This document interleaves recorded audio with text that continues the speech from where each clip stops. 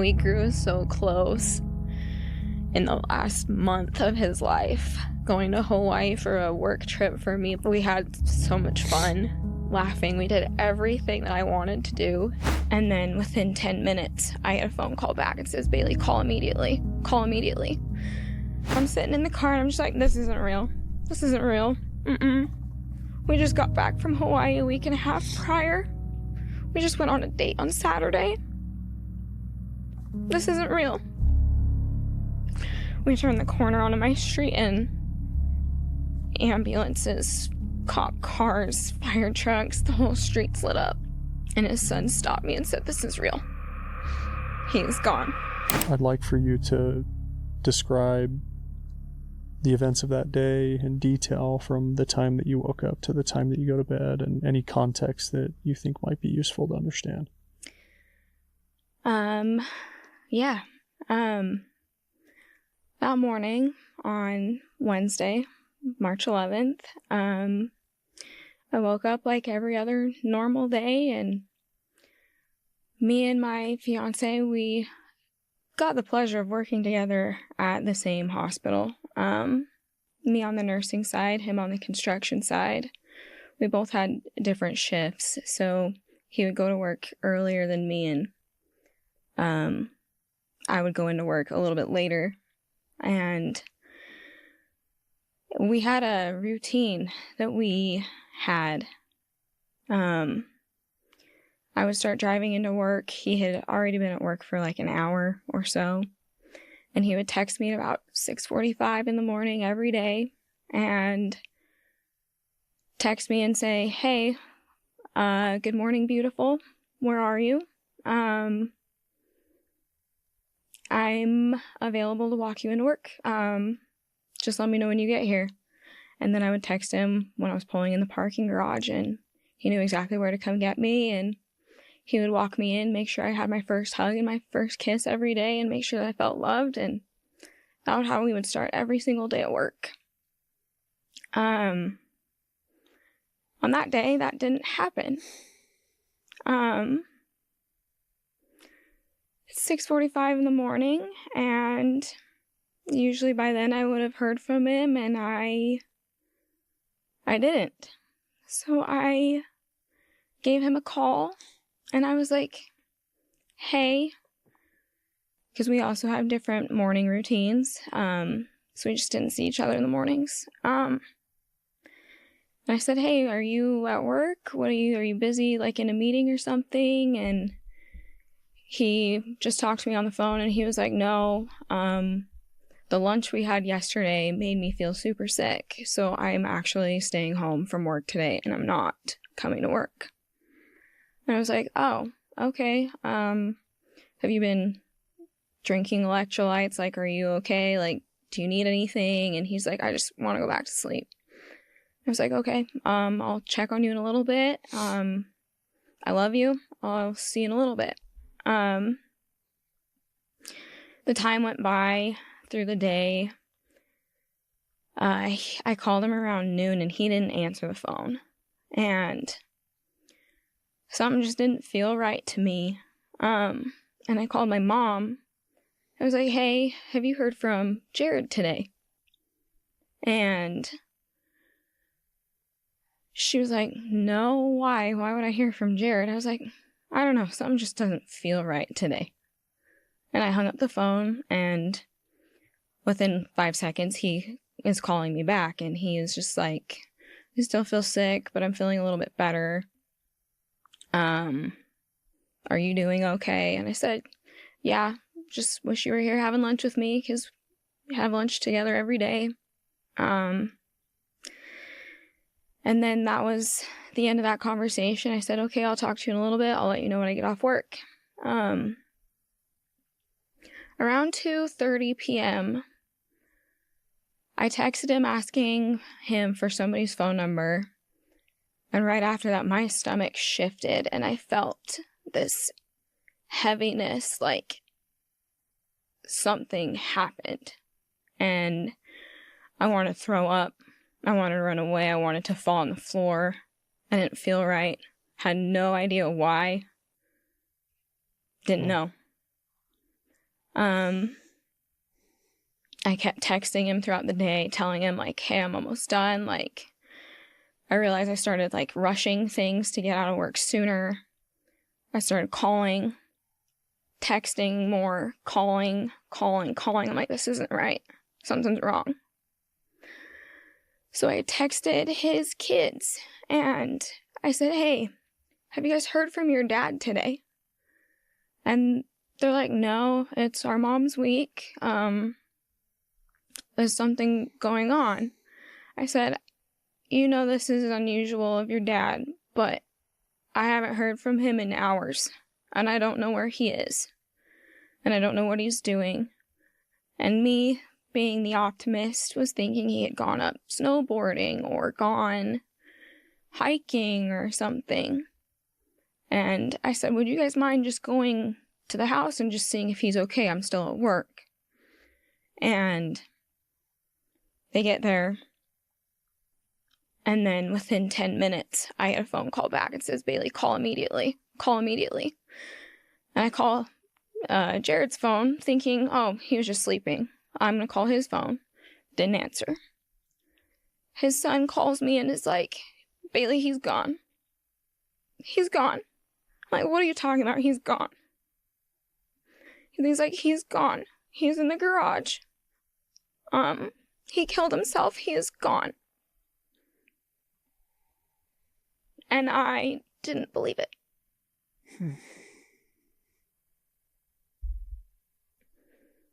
I called my mom, and I said, I need you immediately.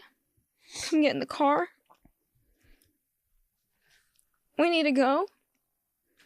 And I'm sitting in the car, and I'm just like, this isn't real. This isn't real. We just got back from Hawaii a week and a half prior. We just went on a date on Saturday. This isn't real. We turned the corner onto my street, and ambulances, cop cars, fire trucks, the whole street's lit up. I'm like, this isn't real. No. And I hightailed it. I tried to run through every cop and every firefighter, and I was like, I want to see him. I don't believe this. This isn't real. This isn't real. And his son stopped me and said, this is real. He is gone. Yeah, I just, I can feel like, I can feel how heavy this is for you. Like, it's so recent. And it's like, it's heartbreaking.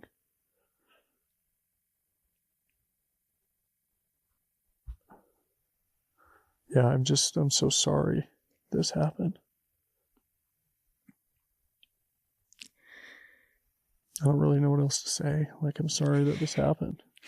There's not a whole lot anyone can say other than they're sorry. Like, no one expected it. I didn't expect it. I didn't see signs. I didn't know. And unfortunately, I was the closest one to him, and I had no idea. Do you want to share? Are you willing to share how he did it? Yeah. He, because it's too soon, I don't know every little detail yet, but I do know that,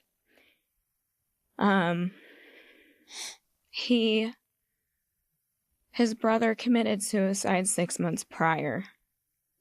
The exact same way, just different locations. Jeez. He was at home in our garage in his car, and he one shot straight to the head with a picture of me in the car.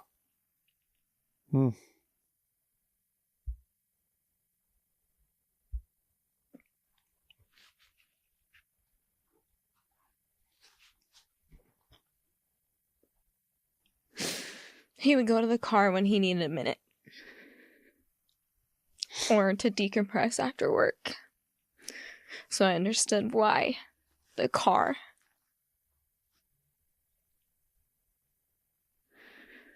I don't understand anything else.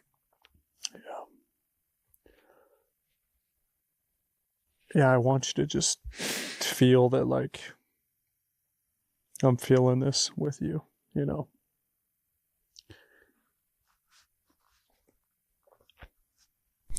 It's so fresh. This is hard. I wanna take it from you. You know, it's like I don't know that I've ever felt this level of, like, pain from a guest.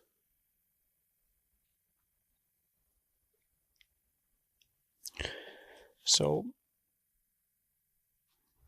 yeah, I just want to say again, like, your courage and strength to want to come and do this so soon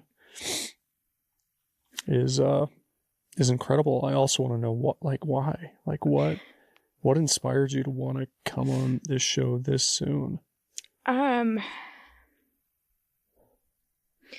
There's been a lot of reasons why. I haven't been mad at him at all. In this whole entire process, there's not been one moment where I've been mad at him.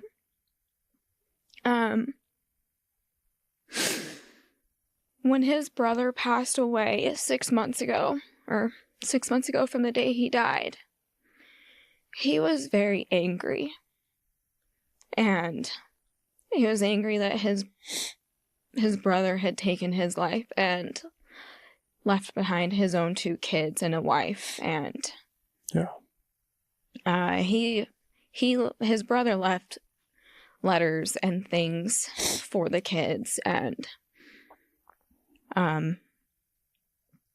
he was just so angry about how he had just left, and it was a selfish way to go out and everything like that. And he's like, he was on a path of I want to help people too. Like, it's not fair. Men's mental health is so downplayed, and I sat and I watched him, and I made sure that he was, like, going about it, like, safely. But then there was a point where he couldn't do it anymore. So I struggle with my own mental health, and, like, I had been through my own things that, like, I can't just sit around and wait. I have to do something about it now, or say something about it now, or I'm going to watch somebody else do it too. And I'm not going to know how to help them. Because I wish that I could have helped him. And I wish I could have helped his brother. Yeah, it's like an incredibly selfless. I mean, I know that this interview right now is really hard for you. Mm-hmm. It's hard for me. I want you to know that. Like, there's a reason I generally encourage people to wait a little longer. Like, when it's this fresh, it's just like so much pain, you know? Mm-hmm. But the reason that this podcast exists is precisely what you said. It's just like, want to try to help people feel less alone, want to try to help people fight. I've had good men that I'm close to, die by suicide very recently, within the last 6 months. And so I know not exactly how you're feeling, but just a little taste of what you might be feeling. And it's so hard for all the reasons.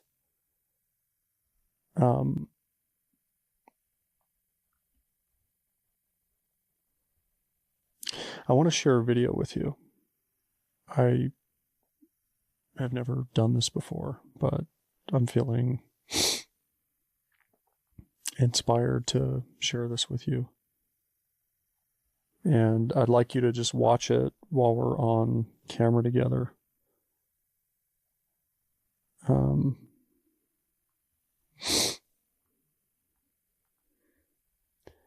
and get your reaction to it.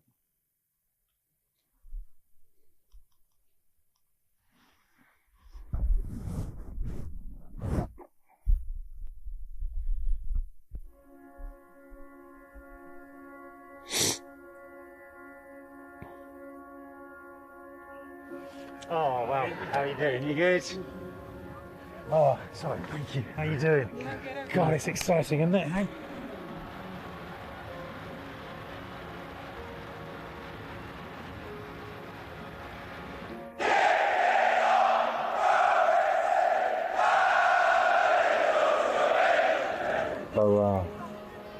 So, how's the weekend? Okay. Yep.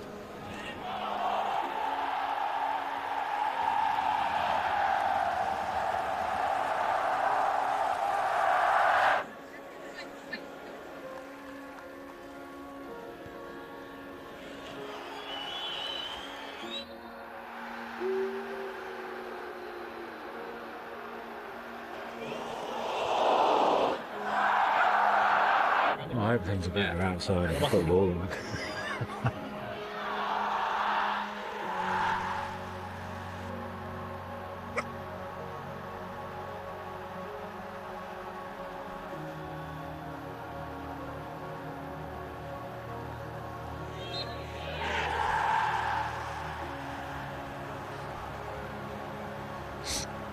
No, you can do it. Oh. Oh, wow.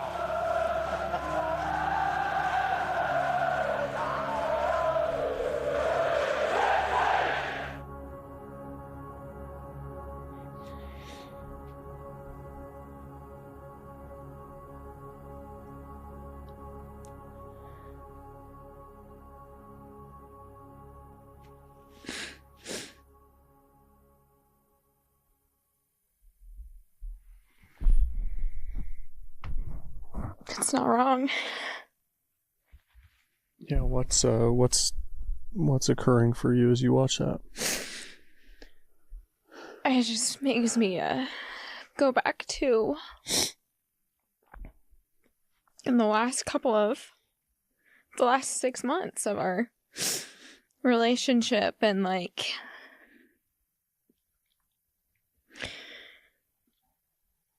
the signs they just don't ever show. And like when his brother died, I watched his brother's wife break fully as they wheeled him off to go get cremated. And I looked at him, I looked at Jared, and I looked at him and I said, bawling hysterically, I said, if you ever feel the need to not talk, to not feel like you want to be here anymore, or something is going on, I want you to tell me. Because I can't live this life without you. And it just brought me back to like the last 6 months. He sure tried to fight the demons that were in him. And he didn't show them very much. He showed the happy side. He showed the love he had for me. He showed everything that I wanted to do, he wanted to do with me. The things changed in that 6 months. We grew so close in the last month of his life, going to Hawaii for a work trip for me, but then also just as a final vacation. We had so much fun laughing. We did everything that I wanted to do.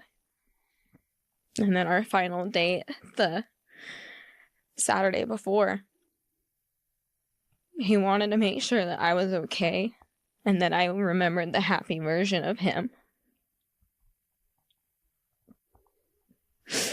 And he gave me time and memories. Where do you find hope right now? Like, how do you find joy as you're navigating this?